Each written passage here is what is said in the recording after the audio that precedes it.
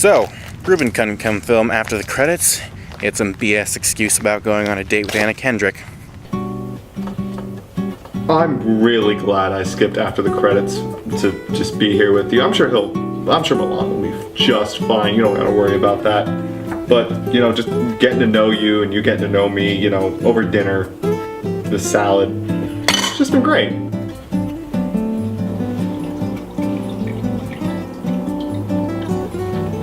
Anna, you barely touched your food. Is something wrong? He's just angry at me because I hated Now You See Me. So now I got nowhere to film. Don't have a house. And now I got... Oh, hello! Hey, little buddy. What you doing in there? My Soda Shack senses were tingling. Aw, you're a lonely fella. Let me just liberate you and...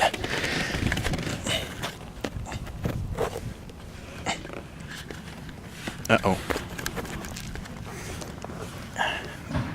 I'm stuck, I think.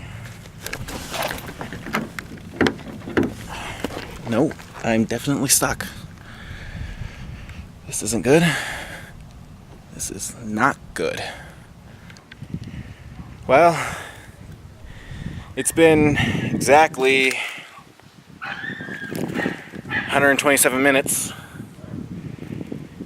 And everyone who passes by just seems to point and laugh. Can't exactly call the cops.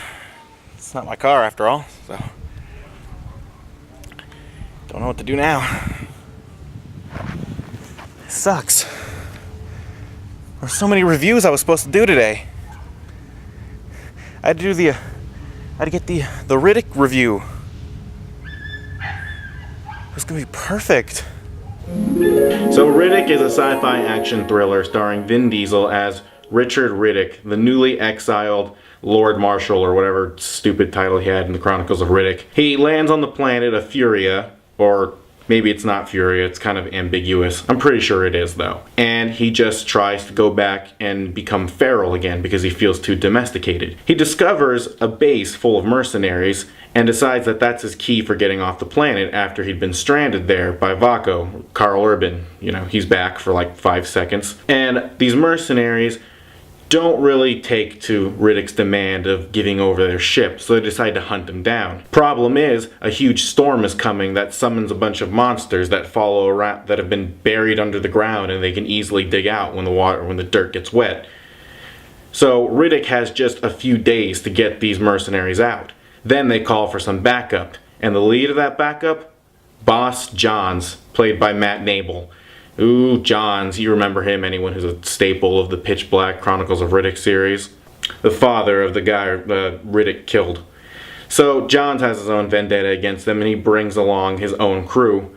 And throughout the nights, Riddick picks them off one by one, using some clever traps and this, like, dog creature thing that he kept as a pet. Now, this sounds really familiar. It's pretty much Pitch Black. It's not a remake per se, because it does a lot of new things, but they try to go back to that Pitch Black feel.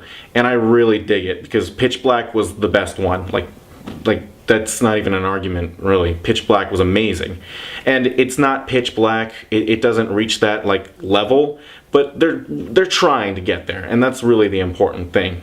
The action sequences look really great in this movie. Some things look less than spectacular, but for the most part, everything looks fantastic. The special effects are amazing. The animals, like, they look like shit out of Life of Pi. It's really great. Vin Diesel is perfect for this, of course. He plays Riddick so well, and they make him more, I guess, relatable. Like, he's funnier, and he's more sympathetic because, you know, he has this dog now. They give him a pet, and when the pet dies, he gets really pissed off at the guy who killed it. Anyway, so this leads to a lot of really great, like, action sequences. This is an action movie, and there's some really cool stuff. I said earlier when I did, like, the preview for it, when he kicks a machete into somebody's face, that is one of the best things. And it has, like, use of what I think are physical effects. They don't look CG, which, if they are CG, that's really great. But this movie still has a lot of problems with it, you know? Like, the first 15 or 20 minutes are just really boring because they're just exposition where nothing happens and nothing is really established. It's kind of stuff that we already know from watching the Chronicles of Riddick. I guess it's like to bring new people in, but if you're not already a fan of the series, I don't know why you would even come to see Riddick. Another thing is you get some slanted performances by people who either knew they weren't going to be in this movie long or just aren't really that great of actors. Like Dave Bautista, I know he's not an actor and sometimes there's something off about his performance, but it's never too big of a problem. Another thing is this has a really just terrible ending. It's just such a cop-out. Like, just to spoiler territory entering, Riddick and the least asshole-ish characters get away after coming to some kind of truce, and the only woman in this movie wants to bang Vin Diesel for no reason. Even though it's like previously established that she was a lesbian, kind of, probably, maybe. It's never really explained.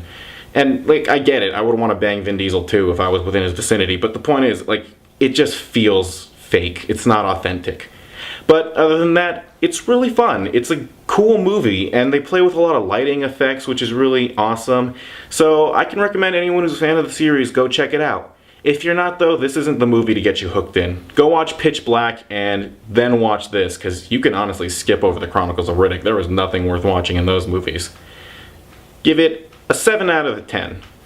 Not great, it's good, and I guess that's its biggest crime. It could have been great. But hey, nothing wrong with being good, especially if you're being Vin Diesel too. Man, this sucks. The review is gonna be so perfect.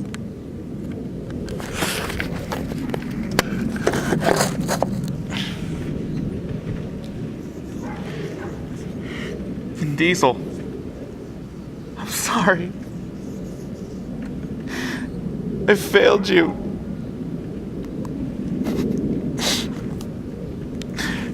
This is so sad. It's like a moment from a sad movie.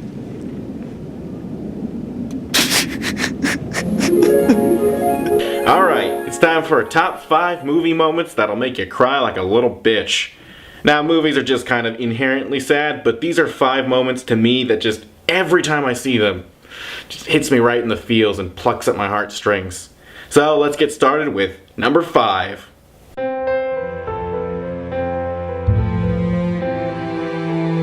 From Titanic, gentlemen, it's been an honor playing with you. You know the scene I'm talking about, when the musicians are about to get on the boat, and then one of them, who can't get on, decides to stay behind and play his violin. And all the other musicians, when they hear it, know that they need to stay together as a band. So they all come together one last time with their string instruments.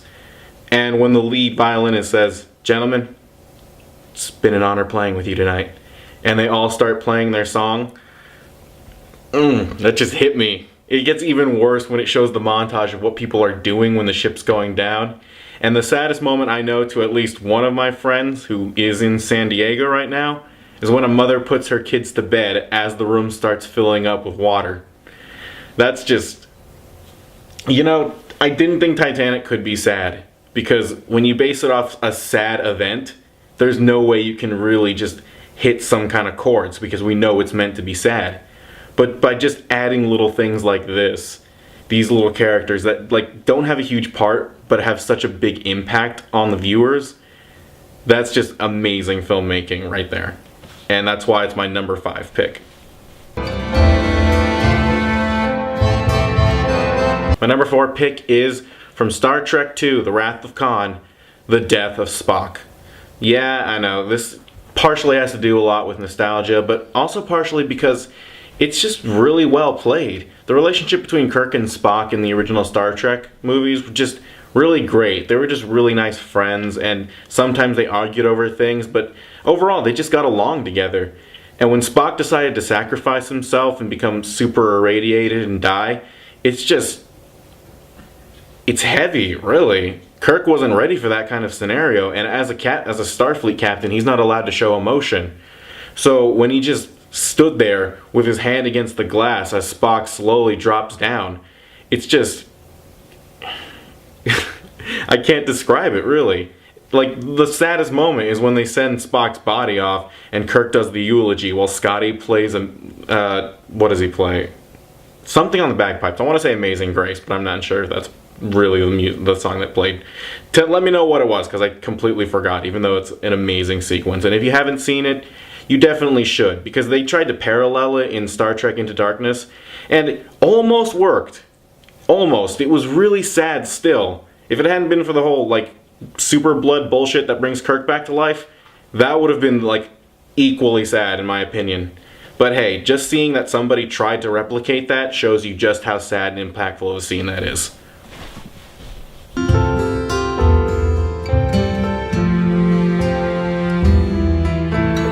My number 3 pick is Take This Waltz. And it's a movie a lot of people haven't seen, but that's perfect reasoning why you should go see it. It is really sad. It's Seth Rogen stars in it, so immediately you just think, funny guy, funny movie.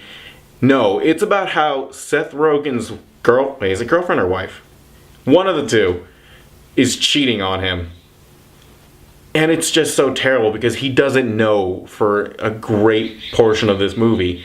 And when he finally finds out, he's just so broken by it. He, like, breaks down on screen and cries. And Seth Rogen's one of those people I never wanted to see cry, because he's just so fun and, like, lovable. So when he actually does cry, you feel it too. It's like, he's the guy I feel like everyone could probably relate to, just that weird, like, kind of funny, awkward guy.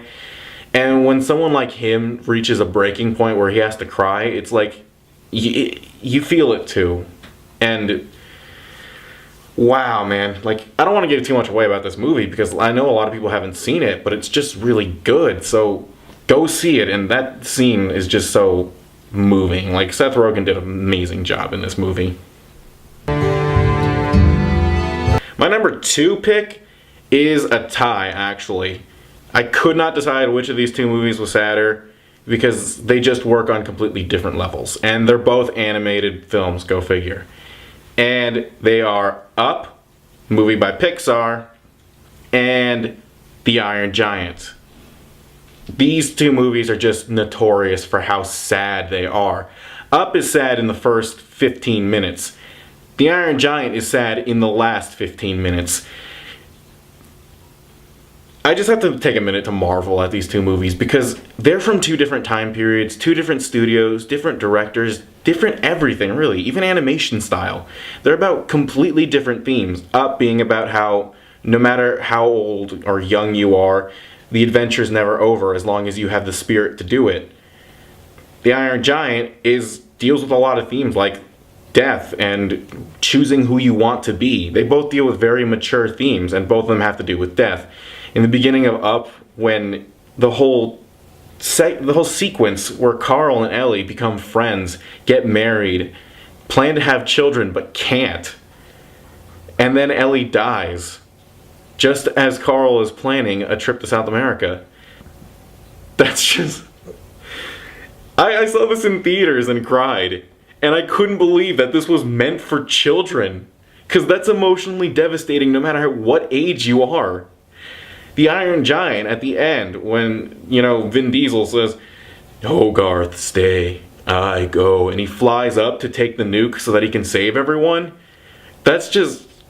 It hits you especially hard when he closes his eyes and goes, "Superman." And then, like, he chose who he wanted to be. And it's a great... They're both great movies and they're both great scenes. I couldn't pick which one was sadder. If I had to choose, I might give it to Iron Giant, but it's kind of redeemed by the happy epilogue after that. Fucking fly. But still, these are just amazing movies, and both of them work so well at hitting you right on your heartstrings. So you should see them if you haven't. Number 1 saddest movie moment, and it's more of a theme than a moment. Dad stuff. Honestly, anything that has to do with fathers is just so inherently depressing, really. Because, like, it's not... This is going to sound terrible, but it's not as bad when moms die. Moms, like, that's what they do. Moms die. You expect that to happen in movies. Like, like fucking Bambi or Forrest Gump or Epic even. Like, it's just things happen. Like, moms die, but fathers are just kind of a different story because the idea of a father is just so built up in your head. You create this figure who's better than you, better than human beings, that's stronger and somehow, like, even in a way, superhuman.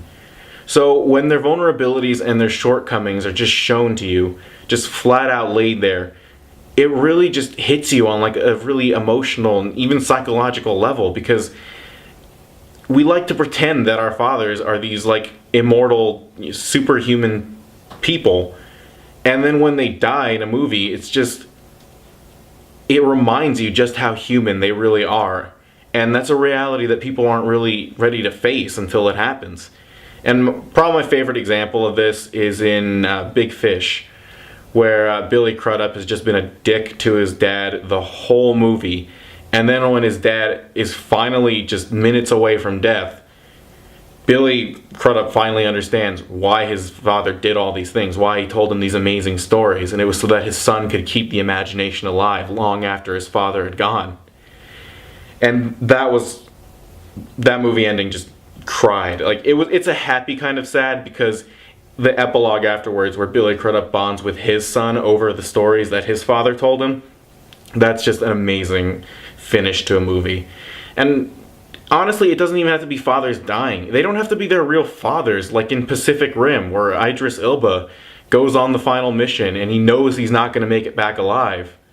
And he has a conversation with Mako, and he says, you know, all these years I protected you, and now you have to protect me. Like, that hits you right in the feels. And like even some other entries I said, like Up with Carl and Russell, the relationship they have, because Russell never knew his dad. That gets really emotional at the end too. And fathers don't even have to die. In another perfect example is in Men in Black 3, which, based on the series, we wanted to see a bunch of like, you know, fun alien action comedy, but you get this really just this really sad story, and it's just, all he wanted to do was tell him that he loved him. Oh my god, I'm sorry. It hits me. And that's why dad stuff is my number one thing, that anytime it's in a movie, it'll make me cry like a bitch. And those are my top 5 movie moments that will make you cry like a little bitch. So, if you want to experience these moments for yourself, go ahead. There's really nothing wrong with crying. Just grab yourself a tub of ice cream, a box of tissues, make sure you're alone, and just tell everyone it was raining afterwards. Alright, see you later. I'm getting very thirsty. And I gotta go to the bathroom. Man. I've seen enough Man vs. Wild to know where this is going.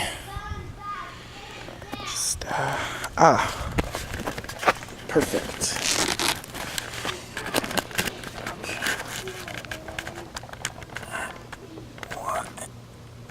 There we go.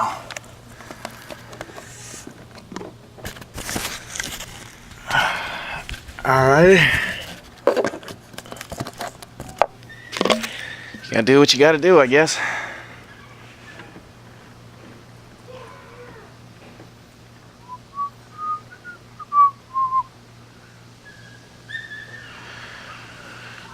Okay. Jesus Christ. If I get out of this thing alive, I need to start drinking more water.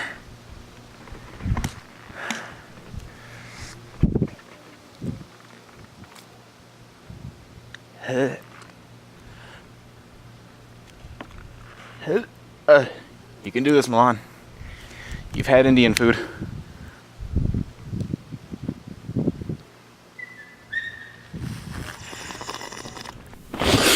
Drinking piss.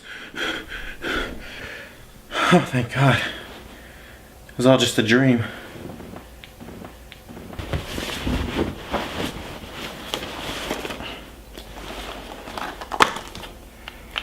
Yeah.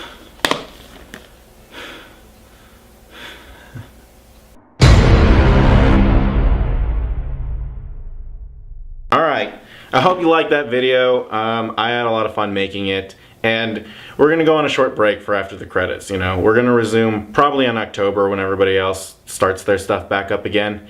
And we're going to come back with more movies, better reviews, 35% more enthusiasm, and new guests. Maybe even one permanent new guest. Can you guess who it is? It's Ruben.